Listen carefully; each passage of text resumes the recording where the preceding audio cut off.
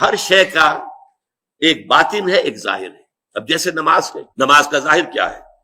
تمام فقہا اس سے بحث کریں گے، وضو کے کیا فرائض ہیں، کیا سنن ہیں، کیا نوافل ہیں، کیا مستحبات ہیں. پھر یہ کہ نماز کے اندر کھڑے کیسے ہونا ہے، کس طور سے ہونا ہے، رکوع کیسے ہے، گھٹنے کو کس طریقے سے پکڑنا ہے. پھر یہ کہ آپ نے کھڑے ہونا ہے تو ایسے کھڑے ہونا ہے کہ کمر سیدھی ہو جائے، بالکل سکون ہو جائے. یہ نہیں کہ آدھے رکوع سے ہی آپ سیدھے سجدے میں چلے گئے.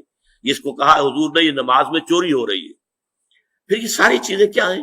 یہ نماز کا ظاہر ہے اور فقہا اس سے بحث کرتے ہیں. لیکن ایک ہے نماز کا باطن، ایک ہے نماز کی روح، خشوع اور خضوع. یہ یقین کہ میں اللہ کے حضور میں حاضر ہوں. سجدہ کریں تو یہ احساس کہ میں نے اپنے رب کے قدموں میں سر رکھ دیا.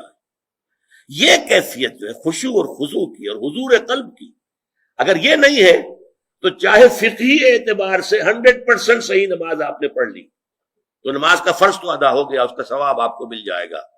لیکن نماز کی جو نورانیت ہے، اس کی جو برکات ہے، جس کے بارے میں فرمایا گیا کہ الصلاۃ معراج المومنین، یہ تو اہل ایمان کے لیے معراج کے درجے کی شے ہے.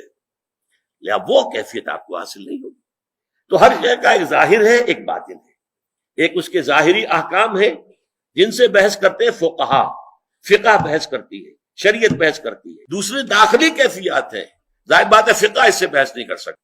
قانون، فقہ تو قانون کو کہتے ہیں. قانون جو ہے وہ آپ کے داخلی کیفیات سے بحث نہیں کر سکتا.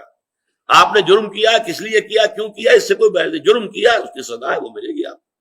لہذا قانون جو ہے اس کا دائرہ علیحدہ ہے اور حقیقت کا دائرہ اور ہے.